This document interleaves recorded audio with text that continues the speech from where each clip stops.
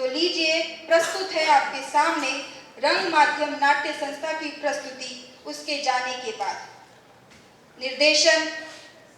निर्देशक अंकुश ठाकुर, लेखक श्री शेखर रमेश मिश्रा।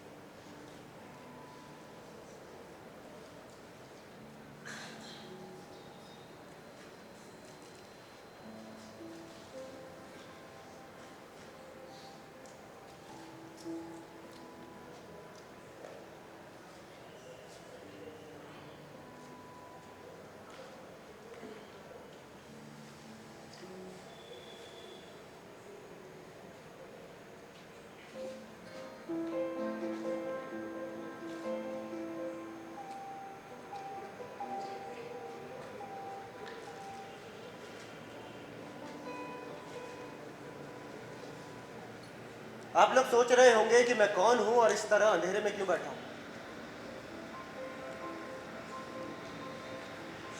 मर गई बेचारी, कैंसर ने उसको हरा दिया है। और मौत को सच मानकर मैंने अपने दिल को शांत भी कर लिया है। वैसे मैं एक छोटे से शहर में पैदा हुआ, जमीन से जुड़ा हुआ इंसान, और ये सब कुछ मैंने अपनी मेहनत से किया है।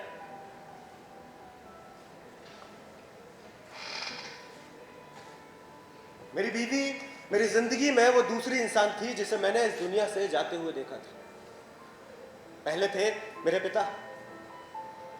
जब मेरे पिता की मौत हुई थी तब मैंने किसी इंसान को इस दुनिया से जाते हुए पहली बार देखा था, और तब मैंने फैसला किया कि मैं अपनी संवेदनाओं को मिटा दूंगा। उससे पैदा होते दर्द को आग से दाग कर एक ऐसी दुश्मनी लूंगा जो बहुत खतरनाक हो। लेकिन कमबख्त ये दुश्मन दर्द मुझसे दूर नहीं रह पाया। मेरी बीवी के कैंसर के दौरान वो वापस आया, लेकिन मैं रोया नहीं। उसके दर्द से उठती चीखें मैंने कभी अपने चेहरे पे नहीं आने दी। मैं अपने आप को सख्त करता रहा, एक पत्थर की तरह। मैंने कभी उसे यह एहसास नहीं होने दिया कि उसके कैंसर से उठती चीखों से मैं दुखी हूं। मैंने हमेशा अपने आप को खुश रखा है, और मेरी इसी आदत की वजह से वो मुझसे नफरत करती थी। आए दिन घर में कुछ ना कुछ तोड़फोड़ करती रहती, और एक दिन सब कुछ शांत, धुआं बन के हवा में विलीन हो गई।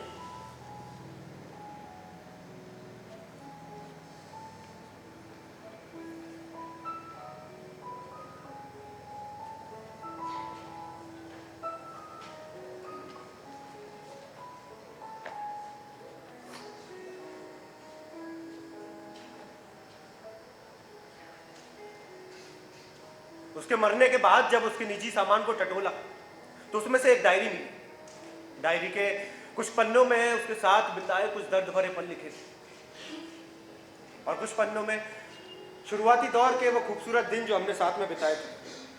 उनकी कल्पना करता हूं तो मन आज भी खुश हो जाता है। वो पन्ने कुछ ज्यादा ही पुराने थे, उन पन्नों से वक्त की बू आ रही थी। लेकिन आगे के कुछ पन्ने खाली थे। अब इसका क्या मतलब हो सकता है? क्या उसने लिखना छोड़ दिया था, या फिर मैं उसकी जिंदगी से चला गया था? ऐसा क्या था कि वो पन्ने खाली थे? इसी रहस्य को सुलझाने के लिए मैं पन्ने दर पन्ने पलटने लगा, और मैं ये देखकर हैरान हो गया कि आगे के कुछ पन्ने भरे। मैंने उन पन्नों को पढ़ना शुरू किया, पर उन पन्नों में मेरा कोई जिक्र नहीं था। मेरी किसी भी आदत के बारे में नहीं लिखा था। मेरे बेडरूम में की गई बातें थी, मेरे लिविंग रूम में ली गई चाय की चुस्कियां थी, पुराने गानों पे नाचना, महसूस करना वो आलिंगन था जो मेरे पीठ पीछे हुआ था। वो प्रेम की परिभाषा थी जो मेरे बाद लिखी गई थी। मैं जल्द से जल्द उस इंसान का नाम जानना चाहता था जो मेरे बाद इस घर में मौजूद था, जो मेरे बाद यहां था। और मुझे जानकर आश्चर्य तब हुआ जब मुझे पता चला कि उसकी उम्र सिर्फ 24 साल, सिर्फ 24 साल। 24 साल का जवान फुर्तीला नौजवान लड़का जो मेरे बाद इस घर में था, जिसने मेरे बाद इस घर में मेरी बीवी के साथ संबंध बनाए। जलन और उत्सुकता मुझ पर हावी होने लगी थी। वो अंदर ही अंदर मुझे जलाए जा रही थी और मेरे अंदर बार बार उस लड़के से मिलने की इच्छा प्रबल होती जा रही थी।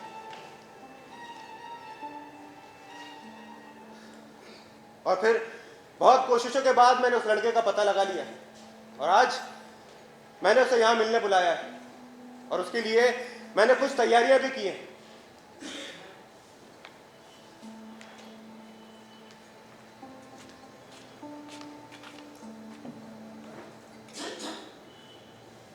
जैसे कि ये गन मैं आप लोगों को दिखा सकता हूं।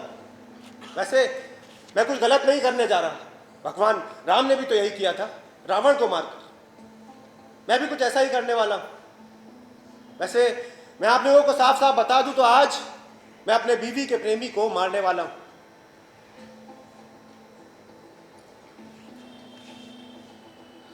आठ बजने वाले हैं, शायद वो आता ही होगा। तब तक क्यों ना थोड़ी सी शराब और पी ली जाए, शायद ये शराब मेरे कांपते हुए हाथों को थोड़ी सी हिम्मत दे दे।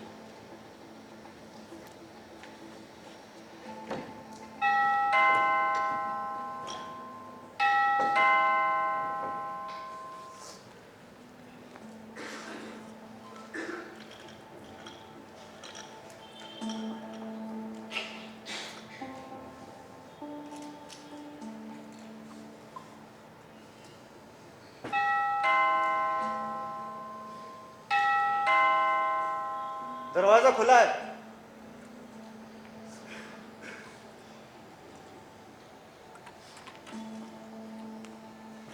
Hello mister JD.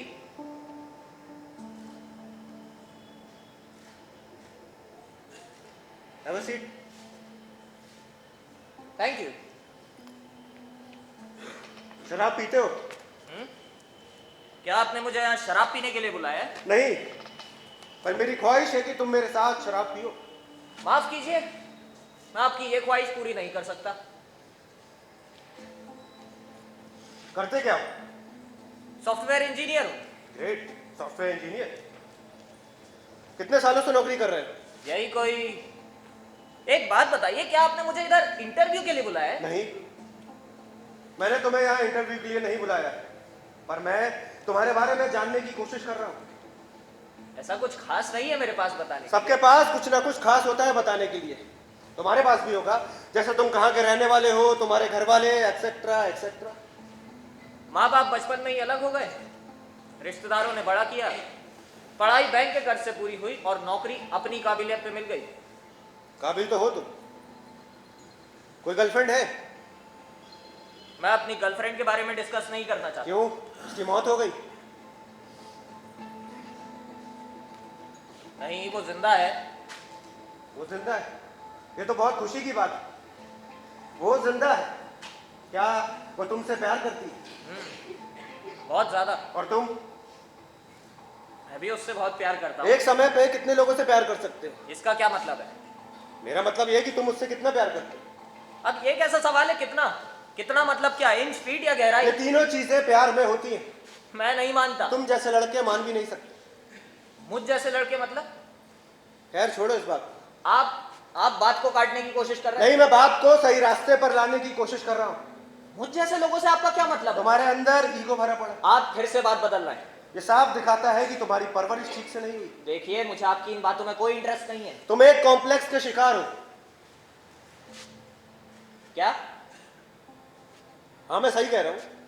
तुम अपनी बेइज्जती बर्दाश्त नहीं कर सकते। और आप कर सकते हैं। डिपेंड करता है कि सिचुएशन क्या है। सिचुएशन बहुत मैटर करती है।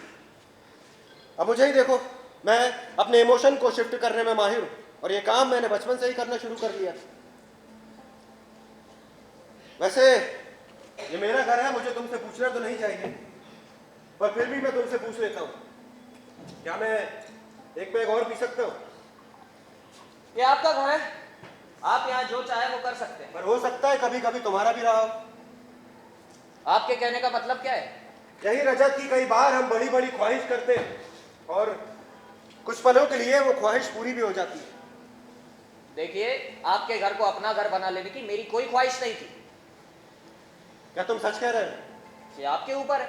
आप इस बात को सच या झूठ, जो भी आपके दिल को तसल्ली दे, वो मान सकते हैं। रजत, मैं एक अजीब सी उलझन में हूं। कैसी उलझन? यही कि कई बार जब हम अंधेरे में होते हैं और हमारे आसपास कुछ परिवर्तन कर दिया जाए या कुछ बदल दिया जाए, तो उजाले में आने के बाद हम सवालों से घिर जाते हैं। क्या, क्यों, कब, कहां, कैसे। अब मुझे ही देखो, मैं अभी कुछ समय पहले उजाले में आया हूं। कुछ सवाल मुझे भी परेशान कर रहे हैं और मुझे समझ में नहीं आ रहा है कि मैं शुरुआत कहां से करूं। मैं इस बारे में आपकी कोई मदद नहीं कर सकता। नहीं, तुम कर सकते हो।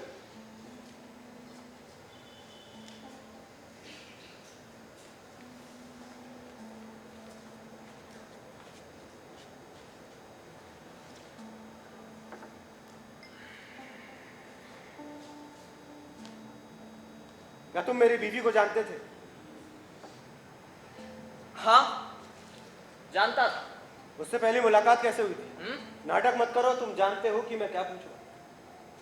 एक दोस्त की पार्टी में मिला था। फिर? अब फिर मतलब? फिर मतलब कि क्या तुमने हेलो बोला? वैसे शुरुआत तो हमेशा हेलो से ही होती है। रजत, ऐसा क्या था मेरी बीवी में जिसने तुम्हें हेलो बोलने पे मजबूर कर दिया? मुझे याद नहीं है। नहीं, कुछ तो याद होगा तुम।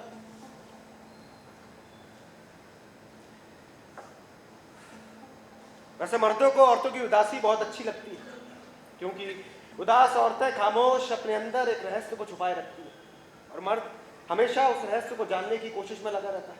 इसी रहस्य को जानते जानते अक्सर लोग इश्क कर बैठते हैं। क्यों मिस्टर रजत? देखिए, जरूरी नहीं है कि उदास औरतें अपने अंदर कोई रहस्य छुपाए हो। आपकी इस फिलॉसफी पे मैं यकीन नहीं करता। फिर किस बात पे यकीन करते हो तुम? या फिर उदास औरतें तुम्हें पसंद ही नहीं? खैर, मुझे मालूम है तुम्हारे पास इसका कोई खास जवाब नहीं होगा। वो अब इस दुनिया में नहीं है। वो अब एक इतिहास बन चुकी है। इतिहास? इतिहास ने हमें बीते हुए कल के बारे में बताया, जिसे जानकर हम और चालाक और मक्कार बने। इसी इतिहास ने हमें एक दूसरे से बैर करना सिखाया है और इसी इतिहास ने हमें बेहतर बनाया है और गलतियां करने से बचाया है। इतिहास, रजत, इतिहास, ये तो बहुत महत्वपूर्ण विषय है। इसे कैसे छोड़ा जा सकता है? तो अब क्यों ना तुम मेरी बीवी और तुमसे जुड़ा हुआ सारा इतिहास मुझे बताओ। अगर मैं बताने से इनकार कर दूं तो?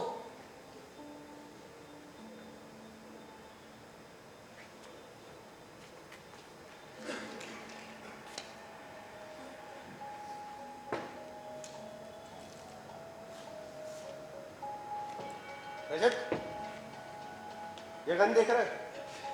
इसका इस्तेमाल मैंने आज तक नहीं किया, पर आज मेरा बड़ा मन कर रहा है कि मैं इसका इस्तेमाल करूं।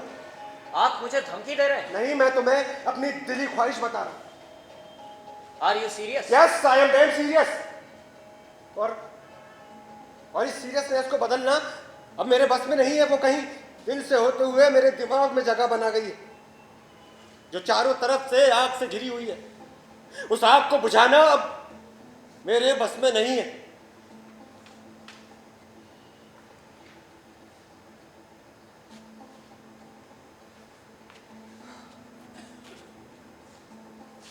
क्या वो उस रात उदास थी? हाँ, वो उस रात उदास थी। जब मैंने उससे पूछा तो उसने बताने से भी इनकार कर दिया। जब मैं पार्टी से बाहर की तरफ आ रहा था, मुझे ऐसा लगा कि कोई मेरा पीछा कर रहा है। मैंने पलट कर देखा तो वो आपकी बीवी थी, जो मेरे साथ ही बाहर की तरफ आ रही थी। मैं उन्हें देख के मुस्कुराया। वो मेरे पास आई, मुस्कुराने की कोशिश की और फिर आपको क्या लगता है? क्या हुआ होगा? और फिर तुम उसे अपने घर ले गए होगे और तुम लोगों ने एक ऐसा संबंध बनाया होगा जिसे हम एक्स्ट्रा मैरिटल अफेयर कहते हैं। नहीं। तो फिर तुम उसे मेरे घर लाए होगे, मेरे बेडरूम में मेरे बिस्तर को गर्म किया होगा। ऐसा कुछ भी नहीं हुआ तो था। फिर क्या हुआ था? उसने मेरा नंबर मांगा था।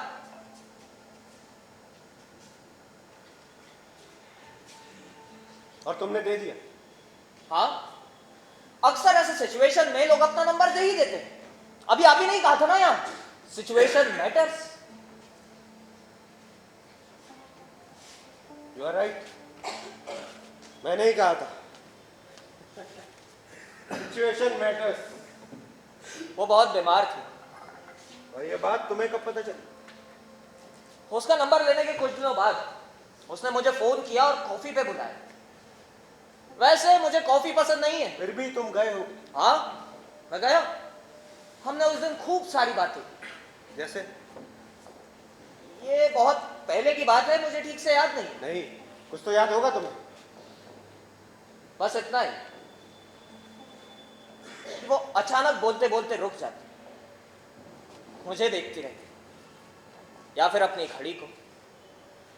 कॉफी शॉप में वक्त बिताने के लिए वो कॉफी पे कॉफी ऑर्डर करती रहती, अक्सर खामोश रहती, अपना ज्यादा से ज्यादा समय मुझे देखने में बिता देती। अचानक क्या ढूंढती रहती मुझ में? तुम्हारे अंदर शायद मुझे ढूंढने की कोशिश कर रही थी। हो सकता है वो ये सोच रही हो कि मैं उसे पहले क्यों नहीं मिला। मैंने उसके साथ टाइम स्पेंड करना कम कर दिया था, वो मुझे ही ढूंढ रही थी। आपका ये ख्याल भी बहुत अच्छा है, लेकिन क्या वो सच में आपको ढूंढ रही थी, ये कहना मुश्किल है। मैं उसका पति था और तुम उसके खरीदे हुए सहानुभूति के कंधे, जो उसकी हर बात को सुनते और एक हीरो की तरह उसे सहानुभूति देने की कोशिश करते थे। एक बात सुनिए, उसने मुझे कभी नहीं खरीदा और ना ही कभी मैंने कोशिश की है बिकने की। मेरे घर पे कितना टाइम बिताया तुमने? जितना आपने नहीं। क्या तुमने मेरा बेडरूम भी देखा? बहुत अच्छी तरह से। और क्या तुम्हें डर नहीं लगा? डर? किस बात का डर? यही कि अगर किसी दिन तुम्हारी मौजूदगी में मैं यहां पर आ जाता तो उस दिन क्या हो जाता? आपको एक सच का सामना करना पड़ता, इससे ज्यादा कुछ भी नहीं होता। आपको थोड़ा दुख होता, आप ये अपनी शराब की बोतलें खाली करते और मैं फिर आता, रोज आता। आपका आना मुझे हिम्मत दे देता, मैं और बेबाकी से आता और आपके सामने आपकी मर्दानगी को ललकारता। आपके अंदर एक कॉम्प्लेक्स जन्म लेता। आप अपने कॉम्प्लेक्स और बुढ़ापे के साथ ऐसे ही आंख में चोली खेलते। अपनी इस गन से अपने ख्वाबों में मुझे ना जाने कितनी बार मार चुके होते और उस मर्डर के लिए आपको कोई सजा भी नहीं होती, क्योंकि आप अपने ख्वाबों में जज और वकील का काम खुद बखूबी निभा रहे होते।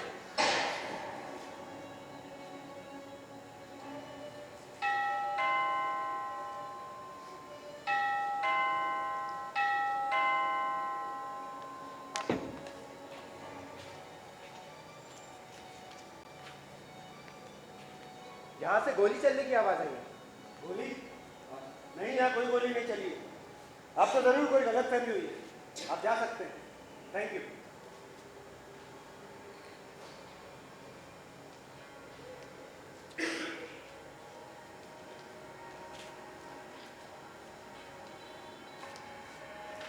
ये गोली तुम्हें भी लग सकती थी। नहीं,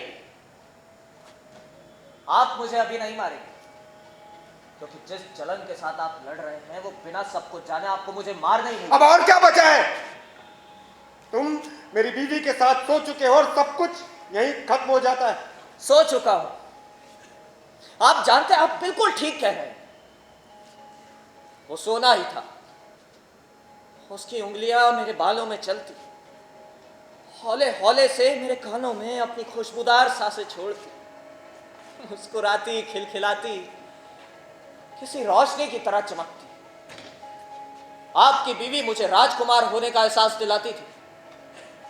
मैं उसे कभी कविताएं सुनाता, वो मुझे कभी गाने। तुमको अंदाजा भी है ये सब बातें तुम जो कर रहे हो इसका मुझ पर क्या असर पड़ रहा है? इन बातों का और इस महफिल का इंतजाम तो अभी आप ही नहीं किया। मैं तो बस एक प्यादा हूं जो आपकी इस महफिल को आगे बढ़ाने का काम कर रहा हूं।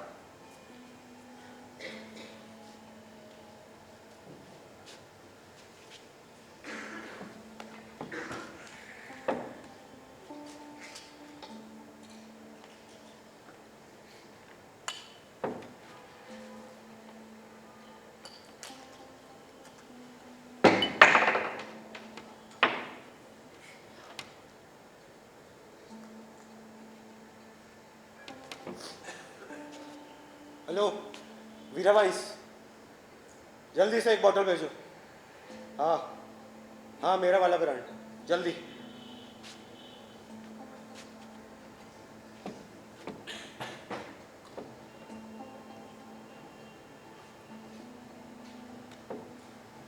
हाँ, तो तुम कह रहे थे कि वो गाना गाती थी। क्यों? आपकी बीवी थी भाई, उसने आपको गाना नहीं सुनाया? हम शुरुआती दौर में ठीक थे, लेकिन फिर धीरे धीरे काम ने मुझे ऐसा दबोचा कि उसके गाने सुनने का मुझे वक्त ही नहीं मिला। तो फिर आप मुझे क्यों दोष दे रहे हैं? क्योंकि तुमने मुझे उससे अलग कर दिया था। मैं कौन होता हूं किसी को अलग करने तुम वाला? जैसे लड़के जो वेट अ मिनट, इन शब्दों का प्रयोग आप यहां पे पहले भी कर चुके हैं। मुझ जैसे लड़के, बिना किसी एक्सप्लेनेशन के। तो एक बार मुझे एक्सप्लेन करिए ना, कैसे होते हैं मुझ जैसे लड़के? तुम जानना चाहते हो? हम्म? तुम जैसे लड़के औरतों को कमजोर बनाते हैं, उन्हें यह एहसास दिला देते हैं कि वो अकेली नहीं है, कोई है उनके साथ उनके दुख को बांटने वाला, कोई है उनके दुख को उनकी तरह फील करने वाला।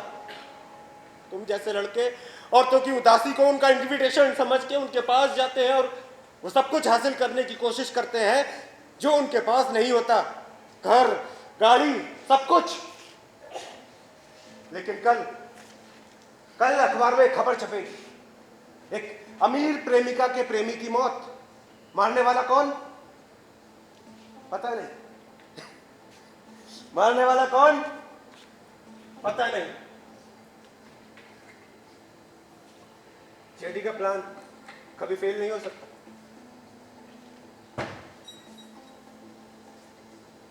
और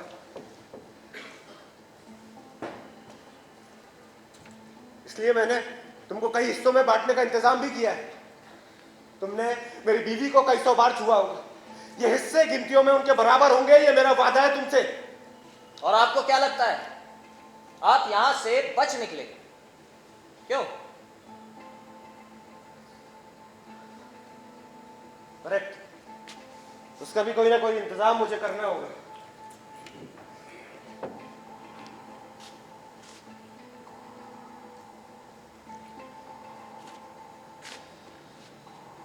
हेलो इंस्पेक्टर, महीने का मेहनताना पहुंच गया? नहीं, इसमें शुक्रिया कहने की कोई ज़रूरत नहीं है। हाँ, ये आप लोगों का हक है। हाँ, अब भाई हम पुलिस वालों से नहीं है। हाँ, वैसे इंस्पेक्टर साहब, मुझे आपसे एक ज़रूरी बात करनी थी। नहीं, एक सलाह चाहिए थी आपसे। नहीं, मैं फ़ोन पे नहीं बता सकता आपको, मुझे आपसे मिलना होगा। ठीक है, तो आप पेट्रोलिंग के दौरान जब यहाँ से गुजरे तो मुझे कॉल कीजिएगा, मैं इंतज़ार करता हूँ।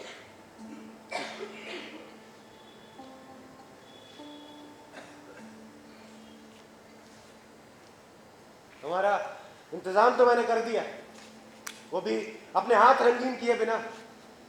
तुम जैसे लड़कों को सबक सिखाना ज़रूरी है, एक एग्जाम्पल सेट करना ज़रूरी है। और हाँ, तुम अपना टाइप कभी जान नहीं पाओगे। सर, आपका पार्सल आया है।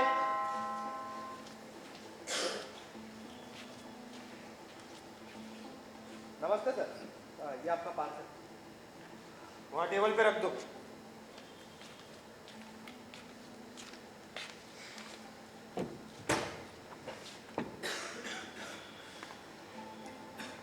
कितना बिल हुआ है तुम्हारा?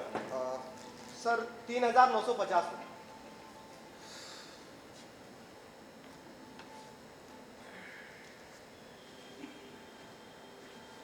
Yellow and keep the change. Thank you sir. एक मिनट। जी सर। तुम्हारा नाम क्या है? सर सिद्धार्थ। सिद्धार्थ, क्या तुम्हें कभी किसी से प्यार हुआ है? मतलब? अब क्या इसका मतलब भी तुम्हें समझाना पड़ेगा?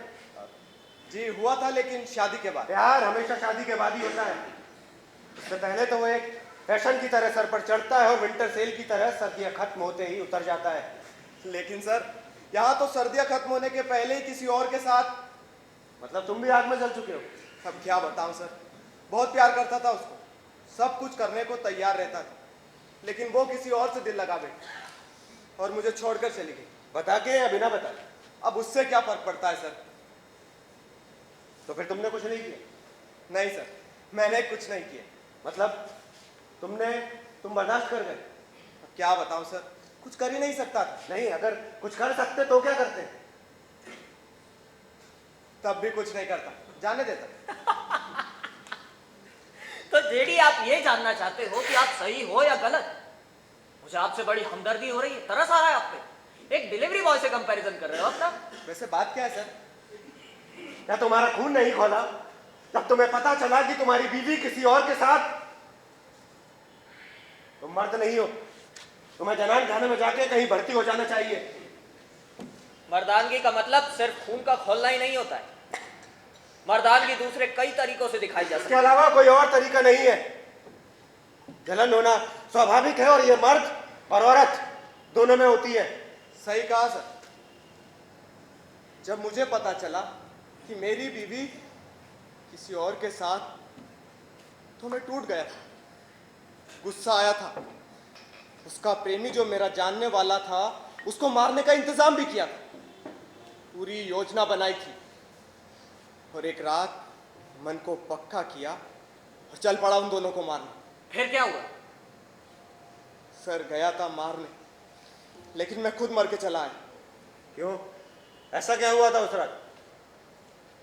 जब मैं उसके घर के करीब पहुंचा तो एक खिड़की मुझे दिखी। मैंने उसमें झांकने की कोशिश की और देखा। क्या देखा? सर, मैंने देखा। क्या वो दोनों साथ में? नहीं सर। तो फिर क्या देखा तुमने? सर, मेरी बीवी उस आदमी के साथ उसके बिस्तर पर बैठी हुई थी और अपने प्रेमी को मेरी कमियां बता रही थी। दिन रात मजदूरी करता था सर, थक कर चूर हो जाता था। एक अच्छे कल के लिए हमेशा सोचता रहता था। कभी कभी मैं बिस्तर पर नाकामयाब हो जाता था। मेरी बीवी मेरी इन कमियों के बारे में अपने प्रेमी को बता रही थी, लेकिन उसका प्रेमी वो सब कुछ ठीक कर लेने की नसीहत दे रहा था, मेरी तारीफ कर रहा था, जिसको मेरी बीवी मानने को तैयार नहीं थी। मेरा गुस्सा अब अफसोस में बदल गया। चाकू मेरे हाथ से छूट गया, मेरे आंसू आ गए और मैं रोता हुआ घर वापस आ गया। रात को कब मेरी नींद लगी पता नहीं। सुबह उठा तो देखा वो मेरे करीब सोई हुई थी। वो रात को कब आई नहीं पता। थोड़ी देर उसको सोते हुए देखता रहा और उसी वक्त गांव छोड़ने का फैसला किया। उसे उठाया और कहा, तू आजाद है आज, तुझे जहां जाना है जा, जिसके पास रहना है। मैं ये गांव छोड़कर जा रहा हूं। और सर, मैं यहां मुंबई चला आया।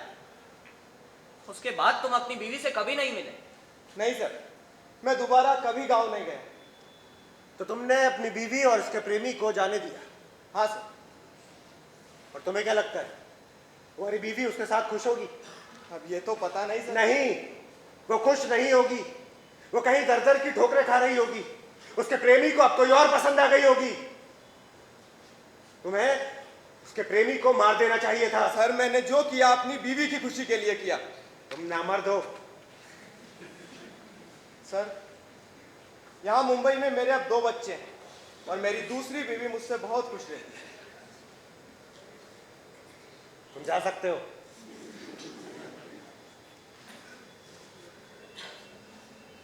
सर, जाते जाते एक और बात पूछना चाहता हूं। पूछो। वो पिस्तौल किसके लिए?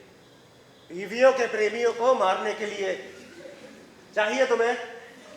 नहीं सर, मैं चलता हूं।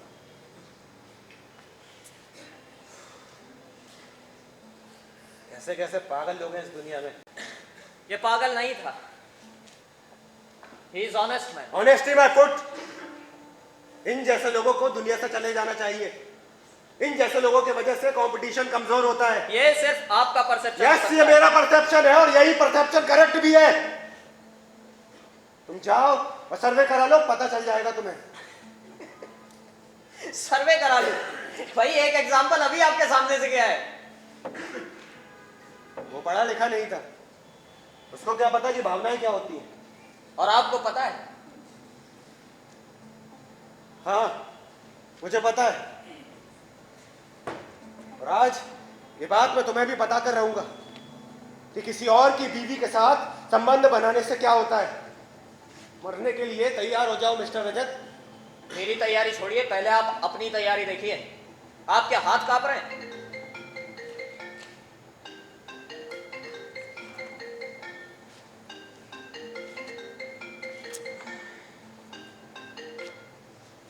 Hello inspector. हाँ, मैं 5 मिनट में पहुंचता हूँ। हाँ ठीक।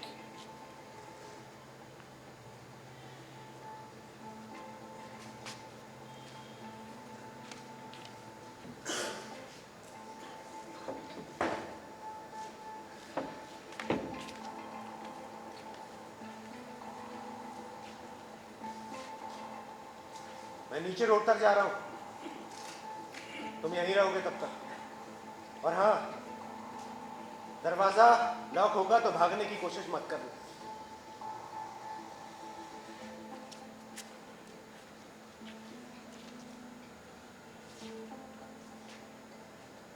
जेठी का प्लान कभी फेल नहीं हो सकता।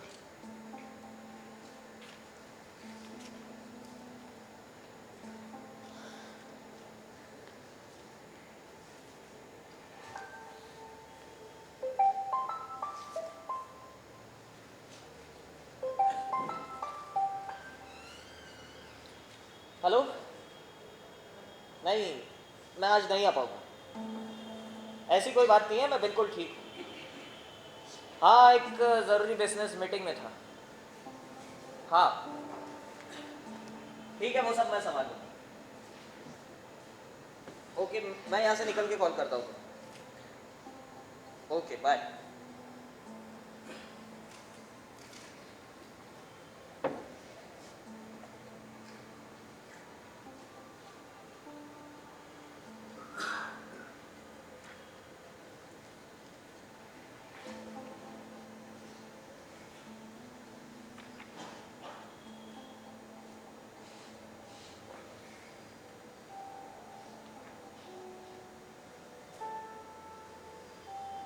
पता नहीं क्यों मैं उसके करीब आ गया था। मुझे सच में इसका कोई बड़ा रीजन नजर नहीं आता। एक पार्टी में मिली, उसे देखकर ऐसा लगा जैसे मैं उसे पहले से जानता हूं। जानी पहचानी सी। उसके आखिरी वक्त पे भी मैं उसके साथ नहीं था, लेकिन जब आखिरी बार मिली थी तो मुझसे कह रही थी मुझे आजाद होना है जिंदगी से। जिंदगी से। उस समय मेरे पास इस बात का कोई जवाब मौजूद नहीं था। मैं बस यही सोचता रहा, क्या होती है आजादी? सांसों का खत्म हो जाना या खुली हवा में सांस लेना?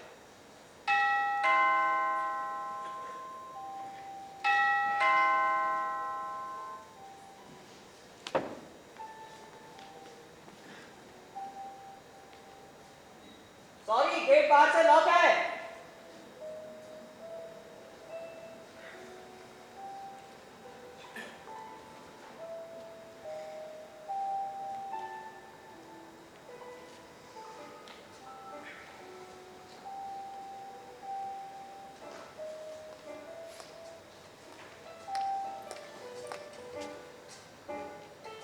अच्छा, तो यहाँ तुम थे। तभी तो मैं सोचूं कि जेडी की आवाज में अचानक से इतनी जवानी कैसे आ गई। वैसे कौन हो तुम? नाम क्या है तुम्हारा? रजत। देवयानी। रजत, यहाँ अकेले क्यों बैठे हो? मुझे जेडी ने बुलाया है। They have business to discuss. रजत, एक बात बताओ, तुम वही हो ना, जेडी की बीवी का बॉयफ्रेंड, राइट? वैसे यार रजत, तुमने सही जगह हाथ मारा था। बहुत पैसे वाली थी वो। हाँ, काश वो तुमको मरने से थोड़ा पहले मिली होती तो। अच्छा, वैसे ये बताओ, ये एज गैप तुम लोगों ने मैनेज कैसे किया? मतलब ये कि she was 43 and I guess you are 24 ना? कैसे किया? आप जेडी के काफी करीब मालूम होती है, मेरी उम्र भी आपको पता है। हाँ, उसने मुझे कुछ दिनों पहले ही तुम्हारे बारे में बताया है कि उसकी बीवी का कोई बॉयफ्रेंड था। और उसको जब इस बारे में पता चला, ओ माय गॉड, उस दिन जेडी एकदम पागल हो गया था। उसके जाने के बाद पता चला या उससे पहले? उसके जाने के बाद। उसने ना तुम्हारे बारे में डायरी में कुछ लिखा था। ओहो रजत, वो पढ़ के अगर उस दिन तुम उसके सामने होते तो वो तो तुम्हें तभी मार चुका होता।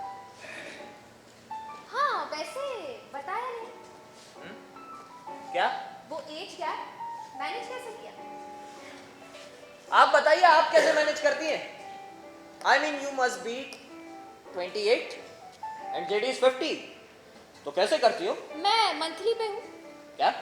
अब बोल तो ऐसे रहे हो जैसे तुम कुछ नहीं जानते। रजत, मुझे लगता है तुम भी मंथली पे रहे होगे। ये मंथली क्या होता है? और ओ माय गॉड रजत, ये दुनिया बहुत आगे निकल चुकी है यार, लेकिन तुम तो वही के वही हो। मैं कुछ समझ नहीं पा रहा हूँ अभी। जेडी मुझे अपने साथ रहने के 2 लाख रुपए महीने देता है एंड पर्क्स एक्स्ट्रा। यानी तुम उससे संबंध बनाने के लिए उससे चार्ज करती हो? हाँ, मैं हर चीज पे चार्ज करती हूँ, और क्यों ना करूँ, क्योंकि ये मर्द साले होते ही ऐसे हैं। अब देखो, कुछ सालों बाद जब मैं ढीली पड़ जाऊंगी तो जेडी मुझे देखेगा भी नहीं। छूना तो बहुत दूर की बात है Rajat. Male want slim and tight body. And what about female? क्यों? ये तुम्हें जेडी के बीवी ने नहीं बताया जब तुम उसका बिस्तर गरम कर रहे थे? देखिए, हमारे बीच ऐसी कोई बात नहीं होती थी। ओह वाओ रजत, यानी तुम लोग बिस्तर पे देश की प्रॉब्लम्स के बारे में डिस्कस करते थे। वाओ। अच्छा, उसकी बीवी से कितने पैसे कमाए तुमने? पैसे? हाँ? नहीं, मैंने कोई पैसे नहीं कमाए। देखो, झूठ मत बोलो, हम दोनों एक ही नाव की सवारी हैं। We are in the same boat now. नहीं, मैंने पैसे वैसे नहीं कमाए। ओहो रजत, तुमने उसकी बीवी के रहते कोई पैसे नहीं कमाए। अफसोस है रजत, बदल लो अपने आप को यार। Use people for sex and money. मुझसे नहीं होगा ये सब। अब देखो, जेठी की बीवी तो गई, लेकिन अगर तुम चाहो तो मैं तुम्हें मेहता की बीवी का नंबर दे सकती हूँ। बहुत पैसे कमा सकते हो रजत, शी इज वेरी रिच। देखो, वो मेहता तो वैसे भी मेरे रूप में पागल है। गोल्ड का बिजनेस करता है, दिन भर नशे में रहता है और कोक मारता है। हाँ, मैंने भी ट्राई करी, बहुत मजा आता है। जानते हो, वो घर से 2-2 महीने बाहर रहता है और उसकी खूबसूरत बीवी अकेली। देखो, अगर तुम चाहो तो मैं उसका कांटेक्ट दे सकती हूँ। She needs a boy exactly like you. तुम्हारा सारा खर्चा उठा सकती है वो। Thank you. रजत, तुम कैसे इंसान हो यार, इतना अच्छा ऑफर ठुकरा रहे हो। तुमको रहने के लिए घर भी दे सकती हूँ। अरे देखो, अगर तुम मेरा साथ दो तो हम दोनों मिलकर बहुत पैसे कमा सकते हैं। अब देखो, बहुत सी औरतें हैं और बहुत से मर्द हैं जिनको हमारी ज़रूरत है। मैं तुमको सबके कॉन्टैक्ट्स दे सकती हूँ। तुम जानती हो, तुम्हारा आइडिया बिल्कुल बुरा नहीं है ना? तो फिर क्या बोलते हो, काम शुरू किया जाए? लेकिन मैं अपनी जॉब में ही खुश हूँ। तुम एक बात बताओ, तुम जेडी को कब से जानती हो? काफी सालों से, उससे पहले से। जेडी को मैं पहली बार उसके ऑफिस में मिली। हाँ, जॉब के लिए? हाँ। और फिर परमानेंट हो गई? नहीं, बहुत मेहनत करनी पड़ी मुझे। जैसे? जैसे कि जेडी को हर रोज रिझाना, उसके पसंद के कपड़े पहनना, ताकि जल्दी से जल्दी जेडी को अट्रैक्ट कर सके। तो कितना टाइम लगा? ज्यादा नहीं, सिर्फ 3 महीने। 3 महीने में ही मैं जेडी के बहुत करीब आ गई और 5वें महीने में मैंने उसके पहले बच्चे को अबॉर्ट भी करवा दिया। बाप रे, बहुत फास्ट है आप। हाँ रजत, लड़कियों को थोड़ा फास्ट होना पड़ता है। देखो, वो बच्चा नाजायज था। वैसे हाँ, शुरुआत प्यार से हुई थी, लेकिन जेडी ने इसको अपना बिजनेस बना दिया। अब देखो, 2 लाख रुपए की नौकरी करती हूँ। जब भी जेडी को जरूरत होती है मैं हमेशा इसके पास होती हूँ। वो जैसे चाहे मुझे इस्तेमाल करता रहता है। कभी कभी तो पार्टीज में भी जाती हूँ। कुछ हाई प्रोफाइल और पुलिस वाले उसके दोस्त हैं जिनसे उसके सारे काम बनते हैं। उनके साथ रात गुजारने के मैं अलग से पैसे चार्ज करती हूँ। हाँ, पुलिस वालों से याद आया, जेडी अभी किसी पुलिस वाले से ही मिलने गया है। क्यों? मैं नहीं जानता क्यों। क्या वो गुस्से में था? हाँ, उसके पास एक गन भी थी। ओह माय गॉड रजत, वो जरूर तुमको मार देगा। तुम यहाँ से भाग जाओ। कोई फायदा नहीं है, उसकी पुलिस में अच्छी जान पहचान है और अब तो उसने मेरी शक्ल भी देख ली है, कहीं से भी ढूंढ निकालेगा मुझे। सुनो, तुम मेरी बात मानो और ये शहर छोड़ दो। इस किस्से को आज यहीं खत्म हो जाना चाहिए। अपने बारे में सोचो। वो जेडी है, वो तुम्हें मार के ऐसी जगह फेंकेगा कोई तुम्हारा पता नहीं लगा पाएगा। क्या फर्क पड़ता है? और तुम मेरे बारे में इतना क्यों सोच रही वो हो? मुझे नहीं पता, तुम बस यहाँ से चले जाओ। सुनो, तुम ये दरवाजा खोल सकते हो। जब जेडी आएगा तो मैं बता दूंगी कि तुम यहाँ थे ही नहीं। वो मेरा कुछ नहीं बिगाड़ पाएगा। जेडी मुझसे अपनी बीवी से जुड़ी एक एक बात जानना चाहता है। अभी तो हमने बस शुरुआत ही की है, अभी बहुत कुछ बचा है बताना। देखो रजत, इतना जिद्दी होना ना ठीक नहीं। मैं जिद्दी नहीं हूं, लेकिन इतिहास को जितना जल्दी पढ़ लिया जाए और समझ लिया जाए उतना ही अच्छा है। अगर इतिहास को बार बार किस्तों में पढ़ेंगे तो हर बार दर्द बराबर ही होगा। वाओ रजत, तुम ना बहुत फिल्मी हो। नहीं, फिल्मी नहीं हूं, इंसान हूं। हाँ मतलब तुम्हारा तरीका बहुत फिल्मी है। पता नहीं, मुझे ना सेम तुम्हारे ही जैसे एक लड़की की याद आई। जब मैं कॉलेज में थी तब एक लड़का मुझसे बहुत प्यार करता था, लेकिन उसने मुझे कभी नहीं बताया कि वो मुझसे प्यार करता है।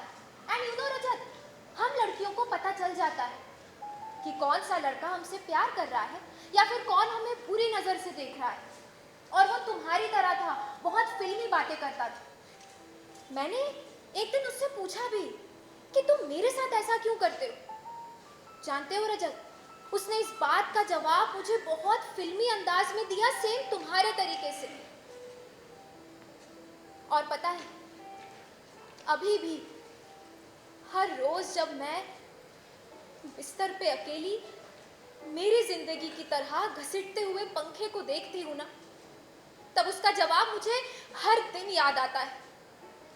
ऐसा क्या जवाब दिया था उसने? देवयानी, जब भी तुम अकेली होगी तब मेरी एक केयर तुम्हें बहुत याद आएगी, और देखना तब तुम मुझे ढूंढोगी। तो क्या तुमने उसे ढूंढा? नहीं, और ना ही कभी ढूंढूंगी, क्योंकि अब कोई फायदा नहीं है रजत। वैसे ये प्यार भी कितना अजीब सा होता है ना, मिल जाए तो परेशानी, ना मिले तो भी परेशानी। लेकिन हाँ, मुझे उसकी कई बार बहुत याद आती।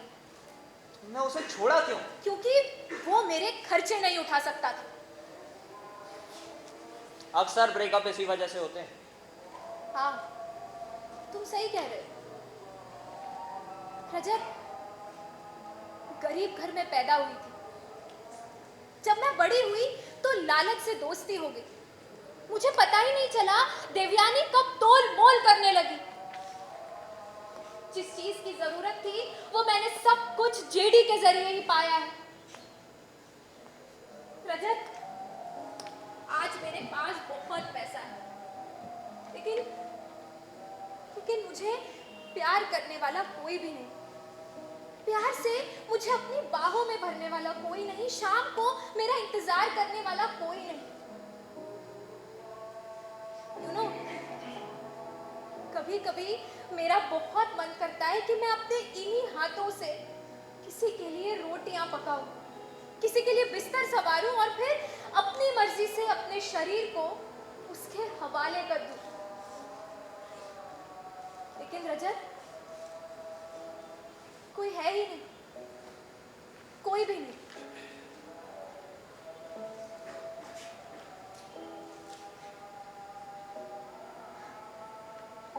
और हाँ रजत, ये रास्ता ना मैंने खुद चुना है, इसमें किसी का कोई दोष नहीं।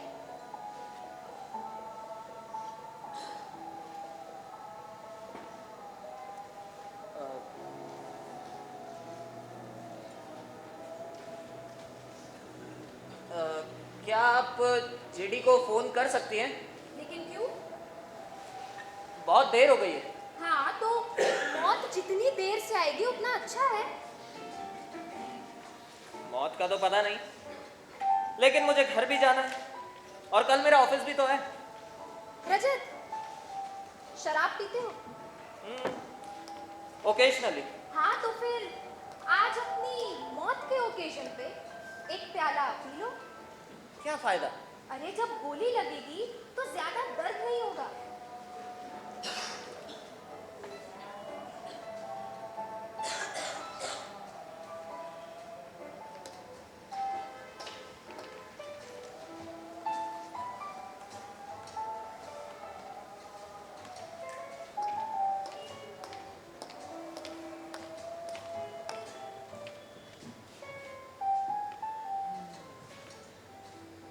Hello darling, where are you?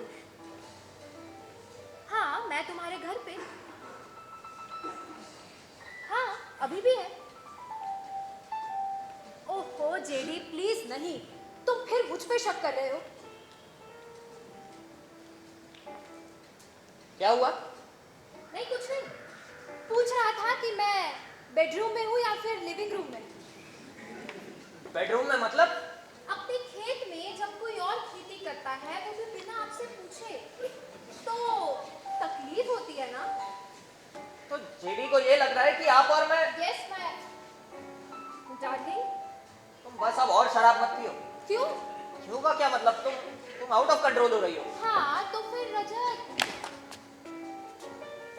तो फिर तुम मुझे कंट्रोल में ले आओ।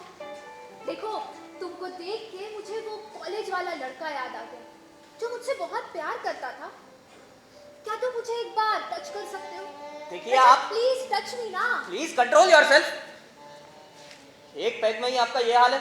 देखो पार्टीज में जेडी को खुश करने के लिए मुझे हर इंसान के साथ पीनी पड़ती है।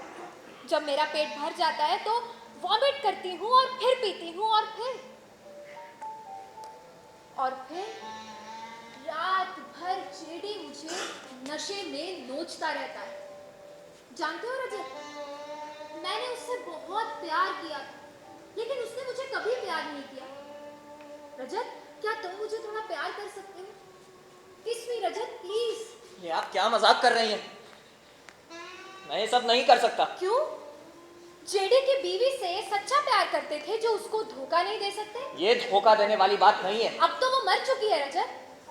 सुनो ना, अब तुम मुझे प्यार कर सकते हो। ये मुझसे नहीं होगा। अच्छा कोई बात नहीं, लेकिन कुछ देर तो तुम मुझे अपनी बाहों में भर सकते हो।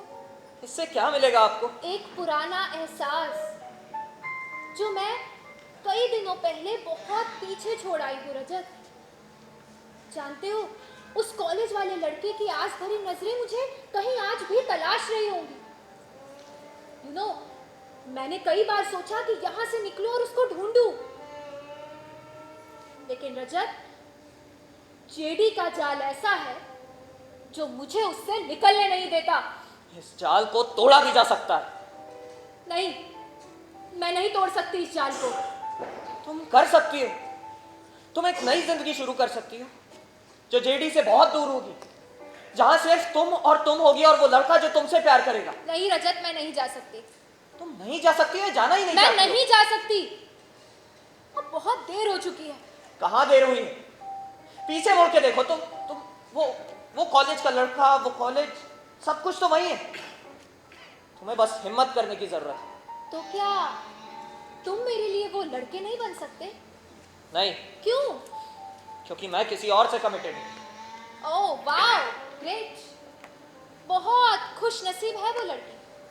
वैसे क्या ये बात जेडी की बीवी को मालूम थी? हाँ, मालूम थी। वाओ यार, बहुत बड़ा दिल है उसका। उसने तुमको और तुम्हारी गर्लफ्रेंड को भी अपने दिल में रखा। यू नो, जब उसको जेडी और मेरे बारे में पता चला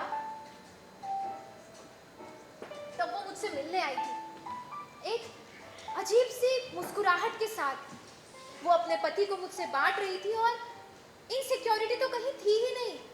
वो बहुत खुश थी। नहीं, वो तुमसे मिलके बिल्कुल खुश नहीं थी। लेकिन उसे इस बात की खुशी थी कि जेडी को वो सब मिल रहा है जो उसकी बीवी उसे नहीं दे सकती है। और ये तुम्हें कैसे पता? मुझे सब पता है। अच्छा रजत, तुम्हें नहीं लगता मैंने एक बहुत बड़ी गलती कर दी है? शायद हाँ। जानते हो तुम, मैंने ही जेडी और उसके बीवी के बीच दरार डाली थी। रजत, तुम्हारे बारे में भी मैंने ही जेडी को बताया। यू नो, जब भी तुम स्टारबक्स से निकलते थे तो मेरी गाड़ी तुम्हारे ऑटो का पीछा करते हुए तुम्हारे घर तक पहुंचती थी। और हाँ, तुम्हारा एड्रेस बताने के मैंने जेडी से 10 लाख रुपए लिए थे। तुम इतनी गिरी हुई हो? नहीं, एक मिनट, मैं गिरी हुई नहीं हूँ। सिचुएशन ने मुझे ऐसा बना दिया है और ये मैंने जेडी से सीखा है कि किस सिचुएशन में क्या करना है। पता है, मैं भी हर रोज अपने सपनों में राजकुमार के ख्वाब देखा करती थी। वो सफेद घोड़े पे बैठा मेरा राजकुमार। लेकिन मुझे जल्द ही ये समझ आ गया था कि राजकुमार अब घोड़े पे नहीं आते, उनके पास अब होती है BMW। वो सब कुछ जो मैंने कहानियों में पढ़ा था वो झूठ था। सच जहर की तरह था जिसे मुझे पीना ही पड़ा। और अब अगर मुझे जहर मिलेगा तो मैं सबको जहर ही बांटूंगी। तुमने उस औरत के साथ गलत किया। नहीं, वो वैसे ही मरने वाली थी। मैंने अपने साथ सही किया और ये इंपॉर्टेंट है। सुनो, तुम पॉजिटिव साइड देखो।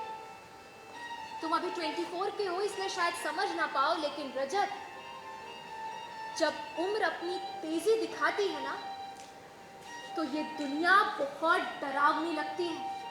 ऐसा लगता है सब आगे निकल गए हैं, लेकिन तुम अभी भी वहीं के वहीं हो। वहीं अपने आदर्शों के साथ, अपने रोमांस के साथ। वो गुलाबी पन लाल होने लगता है और डर जवान।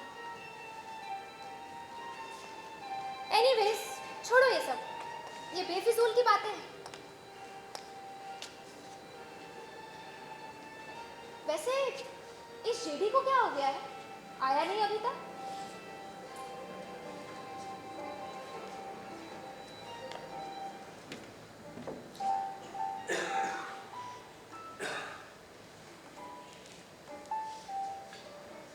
मेरा फोन भी काट दिया।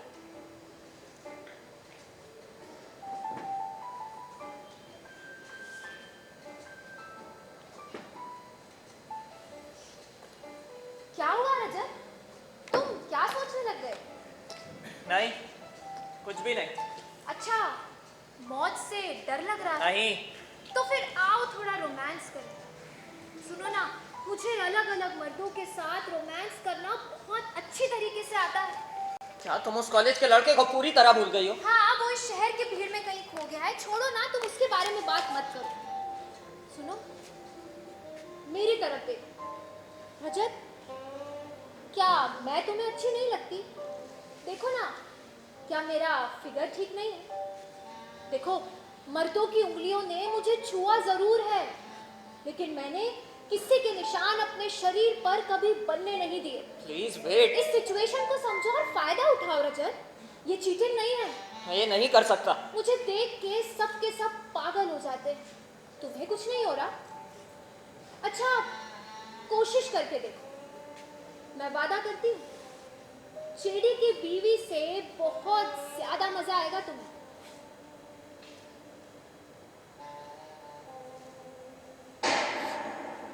देवयानी, देवयानी, देवयानी, क्या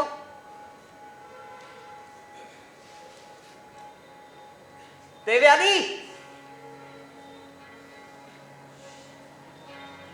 साली धोखेबाज, ये आपने क्या किया? वही जो मुझे बहुत पहले कर देना चाहिए था। क्या आपने हमारी बातें सुनी? नहीं, लेकिन मैंने देखा तुमने मेरी बीवी की तरह मेरी कीप को भी अपना शिकार बना लिया है। लेकिन आपने जो देखा वो सच नहीं था। Such my foot. तुम समझते क्या हो अपने आप को? लेकिन ये तो मर गई। गोली मारने के लिए ही चलाई थी। मुझे जाना है। नहीं, देखिए बहुत रात हो गई है, मुझे घर भी जाना है। और आपने जो काम किया है मैं इसमें शामिल नहीं होना चाहता इस हूँ। मर्डर के गवाह तुम अकेले हो, इसलिए मैं तुम्हें जाने नहीं दे सकता। तुमको इंतजार करना होगा। और हाँ,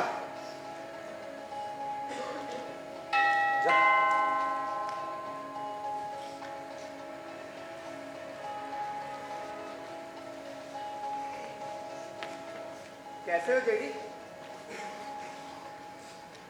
मैं ठीक हूँ। क्या हुआ, मुझे फोन पे इतना अर्जेंट आने को क्यों बोला? बताओ क्या काटना है? मैं अपने बेहतरीन चाकू लाया हूँ ताकि मैं तुम्हारी पसंद की डिश बना सकूं।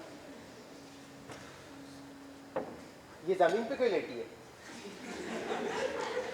वो मर चुकी है। क्या? लेकिन कैसे मर गई? मैंने उसे गोली मार दी। ओह माय गॉड, ये तुमने क्या किया जेडी? अब तुम नहीं बचोगे। मैंने तुम्हें क्वेश्चन करने और अपना ओपिनियन देने के लिए नहीं बुलाया है। आई एम सॉरी जेडी, ये कौन है? ये मेरी बीवी का प्रेमी है। आज रात मैंने इसे मारने का प्लान बनाया था। तो फिर इसको क्यों मार दिया? क्योंकि ये भी मेरी बीवी की तरह इस लड़के के साथ मिलकर मुझे धोखा देने की कोशिश कर रही थी। उसने तुमको धोखा नहीं दिया। फिर वो क्या था जो मैंने देखा? वो शराब के नशे में अपने होश खो बैठी थी और अपने कॉलेज के दिनों के एक लड़के को याद कर रही थी। मेरे अंदर उसका अक्स देख रही थी और वो ऐसा इसलिए कर रही थी क्योंकि वो तुमसे थक चुकी थी। उसको प्यार चाहिए था, बिल्कुल तुम्हारी बीवी की तरह। तुमने इसे अपनी कामयाबी पाने का हथियार बना दिया था। मैंने ऐसा कुछ नहीं किया था। तुम अपना काम बनाने के लिए इसे पुलिस वालों के पास भेजते थे। वो झूठ बोल रही थी। और तुम्हारी बीवी? मेरी बीवी? क्या मेरी बीवी? वो भी झूठ बोलती थी। उसने तुम्हें क्या बताया? उसने तो मुझे ऐसे ऐसे राज बताए हैं, अगर अभी बताना शुरू कर दूं ना तो सुबह हो जाएगी। एक मिनट, मुझे यहाँ क्यों बुलाया तुमने जेडी? मैं चाहता हूँ इस लाश को डिस्पोज करने में तुम मेरी मदद करो। क्या? इस लाश को छोटे छोटे टुकड़ों में काटना है। लेकिन मैंने कभी किसी इंसान को नहीं काटा। और जानवर? जानवर इंसान में फर्क होता है? कोई फर्क नहीं होता है। धोखा देने वाला हर इंसान जानवर ही होता है। और अब मेरे 3 गिरने तक तुम दोनों इस लाश को उठाओगे और बाथरूम में ले जाओगे।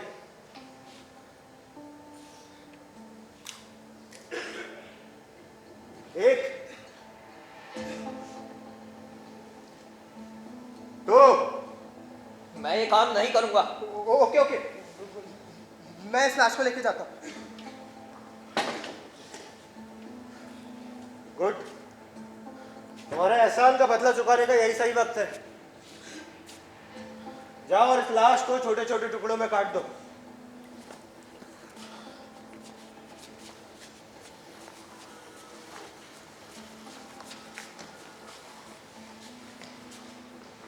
इतना बुरा दिन है। आप इन्हें बनाया है। मारना मुझे चाहते थे और मार किसी और को ही दिया। मेरी बीवी ने तुम्हें और क्या क्या बताया? अब क्या फायदा है? मेरी आग अभी शांत नहीं हुई है। काश ऐसे ही किसी दिन मेरी मौजूदगी में आप आ जाते तो शायद ये गोली आज मुझे लगती और सारा खेल ही वहीं खत्म हो जाता। जेडी, क्या लाश को काटना जरूरी है? हाँ जरूरी है। क्यों ना हम उसे समुद्र में बहा दें? छोटे छोटे टुकड़े बहाएंगे तो पता नहीं चलेगा। और ऐसा करने के लिए मुझे खुद इंस्पेक्टर ने कहा है। हो सकता है वो तुमको फंसाने की कोशिश कर रहा हो। वो मेरे एहसानों के तले दबा हुआ है, बिल्कुल तुम्हारी तरह। और इसमें मैं फंस गया? कोई नहीं फंसेगा। तुम जाओ और अपना काम करो। ये जेडी का प्लान है। जाओ। ओके। ये टुकड़े तुम्हारे होने थे, लेकिन अफसोस आपकी आग नहीं, आपके हाथ जला डाले। मर्डर किया है अभी और आपने। उसकी वजह तुम हो। ना तुम मेरी बीवी के साथ सोते और ना ये दिन आता। सो चुके हो, हाँ सो चुका हूं। आप बार बार कहते हैं कि तुम मेरी बीवी के साथ सो चुके हो। आपको नहीं लगता कि आप अपनी बीवी की बेइज्जती कर रहे हैं? एक ऐसी औरत जिसको ओवेरियन कैंसर है, वो मुझसे मिलती है और बताती है कि वो अब ज्यादा नहीं जी पाएगी। एक दोस्त चाहिए, अपनी पहली मुलाकात में मुझे वो बताती है आपके बारे में, जब आप इतने अमीर नहीं थे ना तो आप ज्यादा खुश थे, आप उसके करीब रहते थे। वो चाहती थी कि आप फिर से गरीब हो जाए। आपके लिविंग रूम में बैठकर हम सिर्फ और सिर्फ आपके बारे में ही बातें करते थे। वो आपसे जुड़ी हर एक बात मुझे बताती थी। कभी कभी तो मैं सुबह तक उसके मुंह से सिर्फ आपके किस्से और कहानियां सुनता था। जब दर्द बढ़ता तो आपके बेडरूम में थपकियां देके सुलाने की कोशिश करता, या फिर मॉर्फिन का इंजेक्शन उसके शरीर में लगा रहा होता। उस वक्त आप कहां थे? आपको क्या पसंद है क्या नहीं, सब कुछ शुरू से अंत तक, यहां तक कि इस देवयानी के बारे में भी। आपको पता है, जब आपकी बीवी को देवयानी के बारे में पता चला था तो वो उससे मिलने भी गई थी, और वो इस बात से खुश थी कि उसके जाने के बाद कोई तो है आपको संभालने के लिए। हम अक्सर सिक्के का एक पहलू देखते हैं, दूसरे पहलू को देखने से पहले ही फैसले कर लेते हैं। अभी आपने भी यही किया है। मैंने आपकी वो कहानी भी सुनी है, जब रात को आप ख्वाब देखते थे और दिन में उसे पूरा करने के लिए सड़कों पर निकल जाया करते थे। कितनी सूझबूझ के साथ आपने अपना यह मुकाम हासिल किया, कभी कोई गलती नहीं की, सब कुछ एकदम परफेक्ट किया। मैं हमेशा यही सोचता था कि आपसे गलती कहां हो गई। एक टाइम था जब आपके पास वड़ा पाव खरीदने के भी पैसे नहीं थे, और एक टाइम ऐसा आया कि आपने एक इंसान को 2 लाख रुपए महीने पे खरीद लिया, और उसने अपने 2 लाख रुपए महीने की नौकरी को बचाने के लिए आपको हमारे बारे में बताया। आपके ऑफिस जाने के बाद देवयानी अक्सर यहां आती थी, घर के सारे नौकरों को छुट्टी देकर पूरा काम आपकी बीवी से कराती थी। एक कैंसर पेशेंट थे, और आपकी बीवी बिना ऑफ किए वो सारा काम करती रहती। आप इसके बारे में जानते हैं? नहीं। देवयानी ने आपको हमारे बारे में बताने के लिए आपसे 10 लाख रुपए लिए थे। और ये बात तुम्हें किसने बताई? जिसे आपने अपनी गोली का शिकार बनाया है अभी। उसने शराब के नशे में अपना दिल खोल कर रख दिया था। वो आपको आपकी बीवी से अलग करने के लिए मेरा पीछा करती थी, और रात को आपके कान भरती थी। मैंने उससे बहुत प्यार किया था। प्यार या फिर उसके प्यार को बिजनेस बना दिया था। Whatever it is, शुरुआत तो प्यार से ही हुई थी ना। शुरुआत कौन याद रखता है? ये अब अंत कैसा हुआ ये मैटर करता है।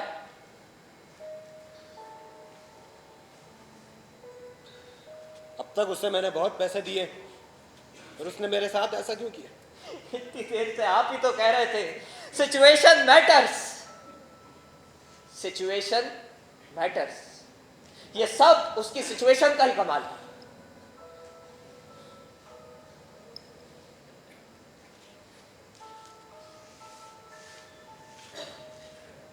क्या ये सब जो तुम कह रहे हो ये सब सच है? मैंने ऐसे किसी राज का खुलासा नहीं किया है जो आप खुद पहले से नहीं जानते थे। अपने आप से ही पूछिए आप। रजत, क्या मेरी बीवी मुझसे प्यार करती थी? जितनी आप उससे नफरत करने लगे थे उससे भी ज्यादा करती थी।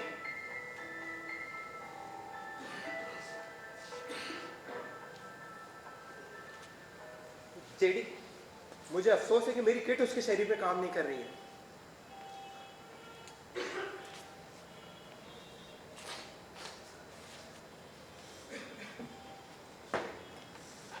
क्या मैं तुम्हारा सबसे बेहतरीन चाकू देख सकता हूँ? हाँ हाँ, क्यों नहीं, बिल्कुल देख सकते हो, लेकिन जरा ध्यान से। क्या तुम अपने हाथ यहाँ टेबल पे रखोगे? वो किस लिए? मैं देखना चाहता हूँ कि चाकू कितना शार्प है। नहीं नहीं, तो इसकी कोई जरूरत नहीं है, मैं फिर से कोशिश कर सकता हूँ।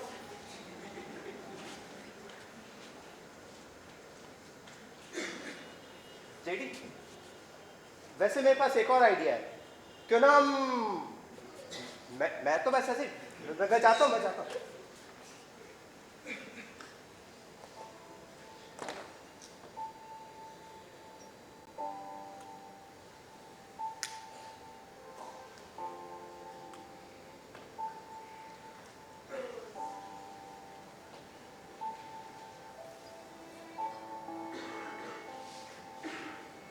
मेरी बीवी मुझसे प्यार करती रही और मैं उसके प्यार का एहसास भी नहीं कर पाया।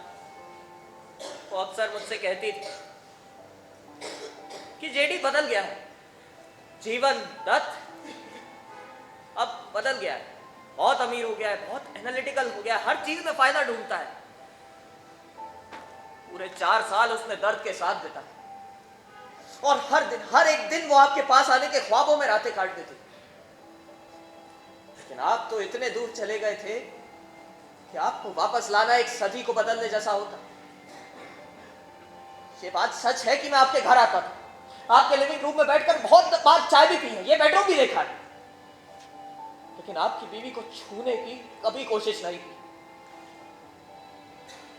और ना ही उसने कभी कोई इशारा किया मुझे अपने पास बुलाने का। हम दूर रह के वार्मथ शेयर करते थे।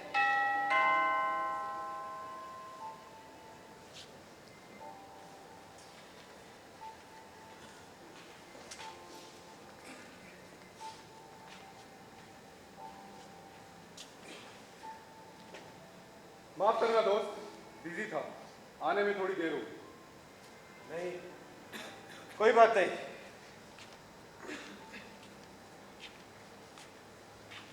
क्या हुआ? ये माहौल इतना सीरियस क्यों है? सब कुछ ठीक है।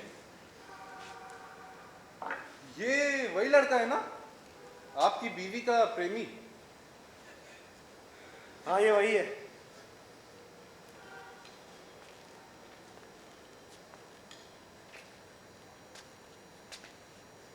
यार एक बात बताओ, कैसे कर लेते? कुछ टिप्स हमें भी दे दो।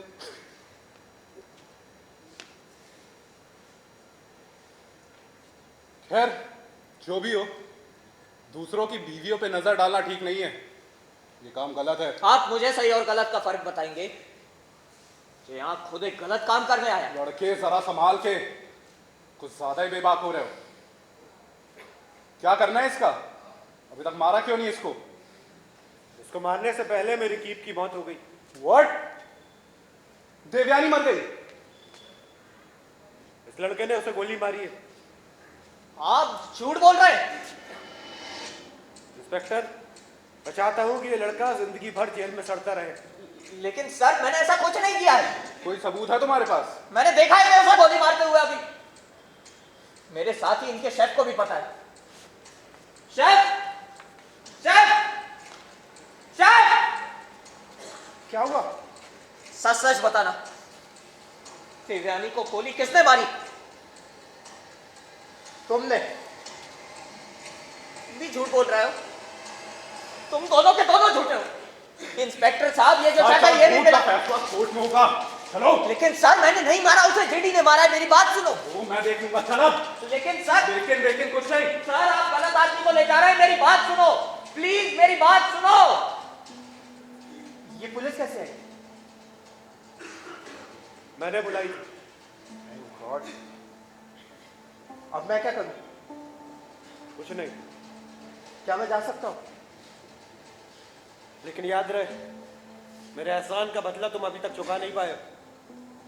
आई एम सॉरी जेडी, मैं फिर कभी चुका दूँ। मैं चलता हूँ।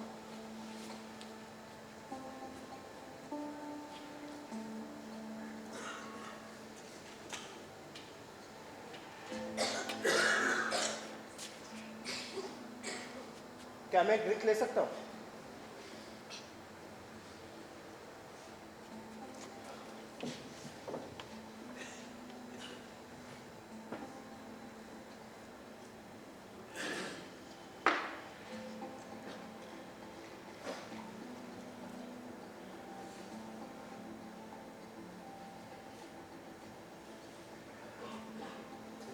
Thank you JD. Good night JD.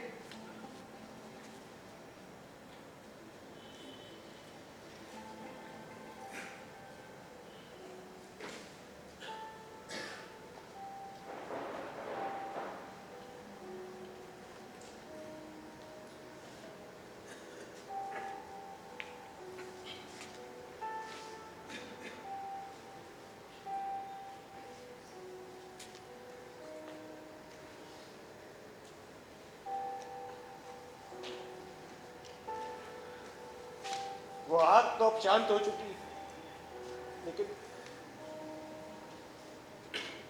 Guilt मुझे अंदर ही अंदर कस रहा है। क्यों मैं अपनी बीवी को समझ नहीं पाया? क्यों मैं अपने ही चश्मे से दुनिया को देखता रहा? I was wrong. I was completely wrong.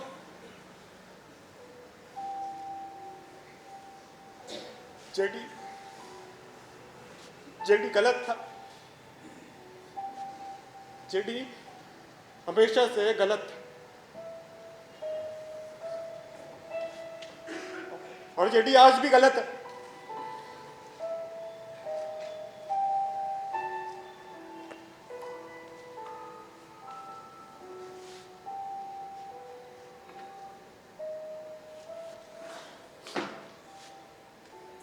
Hello inspector, उस लड़के को जाने दो। क्या मैं उससे बात कर सकता हूं? रजत, तुम जानना चाहते थे ना कि तुम जैसे लोग कैसे होते हैं? तो सुनो, तुम जैसे लोग अगर इस दुनिया में नहीं होंगे तो दुनिया में बैलेंस नहीं होगा। तुम जैसे लोग गरीब हैं लेकिन भूखे नहीं। तुम जैसे लोग रजत मानवीय संवेदनाओं को समझते हैं। तुम जैसे लोग एक पुरानी किताब की तरह होते हैं जो ऊपर से तो फट चुके हैं लेकिन अंदर अभी भी अपने पन्ने संजो के रखे हैं। रजत, मुझ जैसे लोग तुम्हें हर जगह मिलेंगे लेकिन तुम जैसे लोग मिलना मुश्किल है। काश कि मुझ जैसे लोग तुम जैसे लोगों को समय रहते समझ पाते। और मैं तुम्हारा शुक्रगुजार हूं जो तुमने मेरे ना रहते हुए मेरी बीवी को संभाला। Thank you.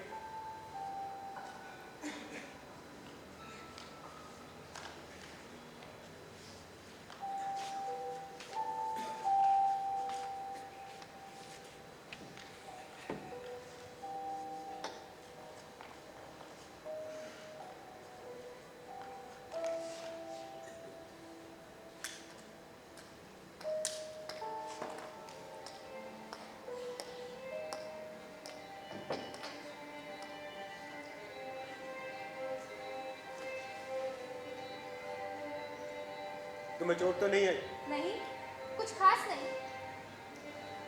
क्या तुमने सब कुछ सुना? हाँ, मैंने सब कुछ सुना। और जेडी, अब तुम्हें यकीन हो गया होगा कि तुम्हारी बीवी का कोई एक्स्ट्रा मैरिटल अफेयर नहीं था। उसका जाने के बाद यकीन हो गया। काश कि उसके जिंदा रहते भी यकीन हो जाए। अक्सर ऐसा ही होता है, लोगों के जाने के बाद ही चीजें समझ आती हैं। वैज्ञानिक, अब गिल्ट मुझे अंदर ही अंदर। कोई और ऑप्शन नहीं है JD.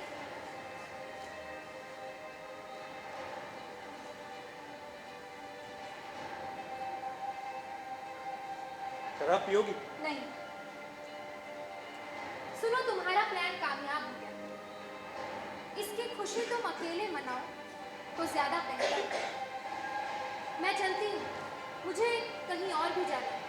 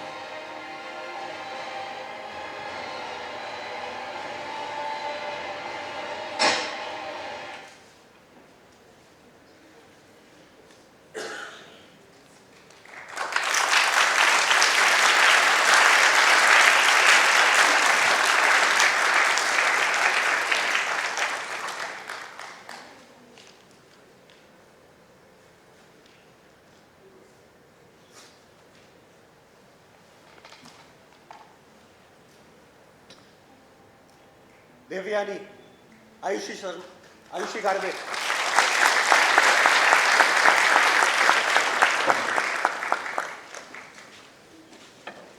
Delivery boy Shriom Dangi,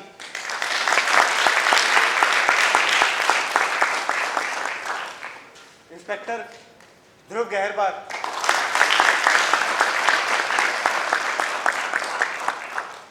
chef अमन,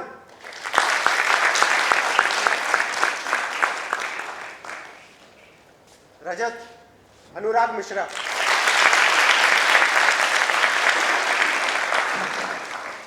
और मैं सबसे ज़्यादा थैंक यू कहना चाहूँगा हमारे राइटर शेखर मिश्रा जी को। अगर उनके घर से कोई आया है, शायद कोई उनके घर से आने वाला था, तो प्लीज़ उनको इन्फॉर्म कर दीजिएगा। Thank you so much. और उसके बाद मैं थैंक यू कहना चाहूँगा हमारे गुरु दिनेश नायर जी को, और बैकस्टेज टीम सारे स्टेज पर आ जाइए। और इस नाटक के निर्देशक और जेडी अंबुज ठाकुर।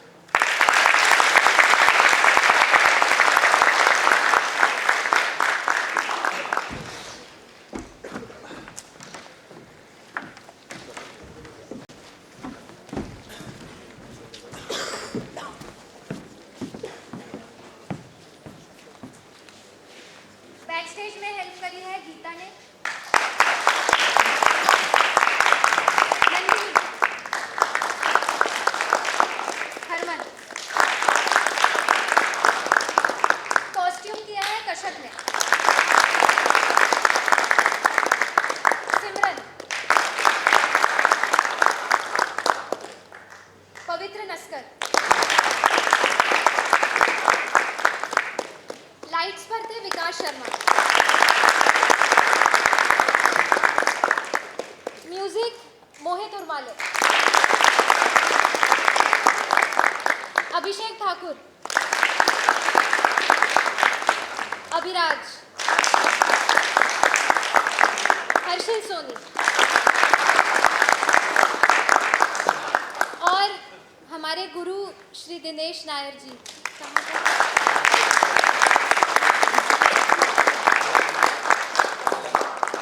आइए ना आप स्टेज पे। आइए सही, आइए।